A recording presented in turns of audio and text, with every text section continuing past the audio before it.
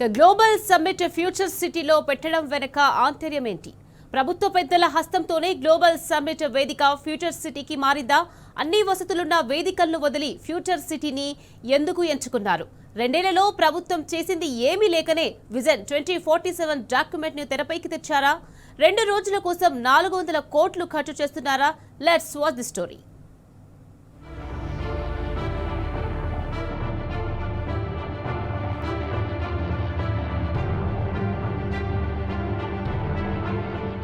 తెలంగాణ ప్రభుత్వం global summit కు ఏర్పాట్లను ముమ్మరం చేసింది. ఫ్యూచర్ సిటీలో 2 రోజుల పాటు వేడుకలు నిర్వహించేలా ప్లాన్ చేసింది. డిసెంబర్ 8, 9వ తేదీలలో నిర్వహించే ఈ ఉత్సవాలకు దేశ విదేశాల నుంచి ప్రతినిధులను ఆహ్వానించింది. గ్లోబల్ సమ్మిట్ కు వచ్చే డెలిగేట్స్ కోసం భారీగా ఏర్పాటు చేస్తోంది రేవంత్ సర్కార్. ఈ గ్లోబల్ సమ్మిట్ లోనే తెలంగాణ ప్రభుత్వ 2 ఏళ్ల సంబరాలను నిర్వహించాలని భావిస్తోంది. గ్లోబల్ సమ్మిట్ లో దాదాపు 2000 మంది అతిథులు పాల్గొననున్నారు. అందుకు తగ్గ ఏర్పాట్లు చేస్తున్నారు అధికారులు. మొదటి రోజు ఫ్యూచర్ సిటీకి సంబంధించిన విషయాలతో పాటు 2 ఏళ్లలో రేవంత్ రెడ్డి మార్కు పాలనపై ప్రజెంటేషన్ ఇవ్వాలని నిర్ణయించారట. రెండో రోజు విజన్ 2047 డాక్యుమెంట్ తో పాటు ఫ్యూచర్ సిటీని ప్రమోట్ చేయడం కోసం బస్సులలో ప్రజలను తీసుకొచ్చి గ్లోబల్ సమ్మిట్ ను చూపించాలని భావిస్తున్నారట.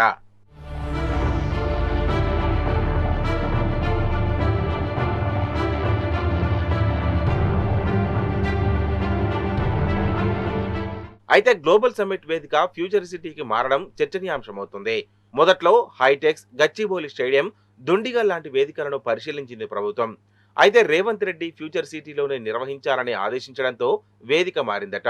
అన్ని వసతులు ఉన్న వేదికలు కాదని, ఏమీ వసతులు లేని ఫ్యూచర్ సిటీని ఎంపిక చేయడంలో ఆంతర్యం ఏంటన్న చర్చ నడుస్తోంది. అయితే సీఎం రేవంత్ రెడ్డి సహా ఆయనకు సంబంధించిన సన్నిహితుల భూములు ఉన్నాయట. వాటి విలువ పెంచుకోవడంతో పాటు తన మార్కు చూపించడం కోసమే సీఎం రేవంత్ రెడ్డి ఫ్యూచర్ సిటీని ప్రమోట్ చేస్తున్నారన్న ఆరోపణలున్నాయి.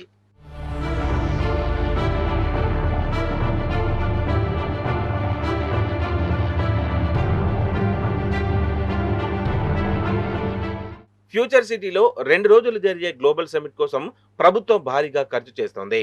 గ్లోబల్ సమ్మిట్ కు వచ్చే అతిథుల కోసం ఖరీదైన ఏర్పాట్లు చేస్తోంది సర్కార్. ఫ్యూచర్ సిటీలో 3 హెలిప్యాడ్లు నిర్మించడంతో పాటు అతిథులకు ఉదయం వచ్చి సాయంత్రం వెళ్లేందుకు ప్రత్యేకంగా ప్రైవేట్ హెలికాప్టర్లను సిద్ధం చేసిందట. దేశ విదేశాల నుంచి వచ్చే డెలిగేట్స్ కు 5 స్టార్ హోటళ్లలో 500 సూట్ రూమ్స్ ను బుక్ చేసింది. ఖరీదైన రుచులతో వంటకాలను సిద్ధం చేస్తోందట. జనానికి ఉపయోగం లేకున్నా కోట్లు ఖర్చు చేసి రోడ్లను ఆగమేఘాల మీద వేస్తోందట.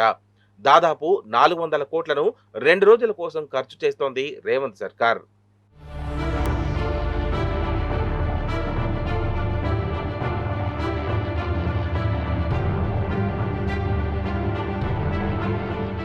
ఫ్యూచర్ సిటీలో గ్లోబల్ సమ్మిట్ వేదికను ఎంపిక చేయడంలో రేవంత్ సొంత ఎజెండా దాగుందనేది మంత్రుల ఆరోపణ. ముఖ్యమంత్రి రేవంత్ రెడ్డి సహా ఆయనకు సంబంధించిన సన్నిహితుల భూములు ఉండడం వల్లే వాటి విలువ పెంచుకోవడం కోసం గ్లోబల్ సమ్మిట్ ను ఫ్యూచర్ సిటీలో నిర్వహిస్తున్నారని విమర్శలున్నాయి. ప్రభుత్వ ఎకానమీని పెంచుని పైకి ప్రచారం చేస్తున్నా 2 ఏళ్లలో సాధించిన ప్రగతి లేకపోవడం వల్లే విజన్ 2047 పేరుతో రేవంత్ సర్కార్ హడావిడి చేస్తూ ప్రభుత్వ ధనాన్ని లూటీ చేస్తుందన్న విమర్శలున్నాయి. చంద్రబాబు తరహాలోనే రేవంత్ రెడ్డి విజన్ 2047 డాక్యుమెంట్ తెరపైకి తెచ్చి ఎన్నికల్లో ఇచ్చిన హామీల నుండి ప్రజల మూడ్ను డైవర్ట్ చేస్తున్నారన్న వాదన కూడా ఉంది.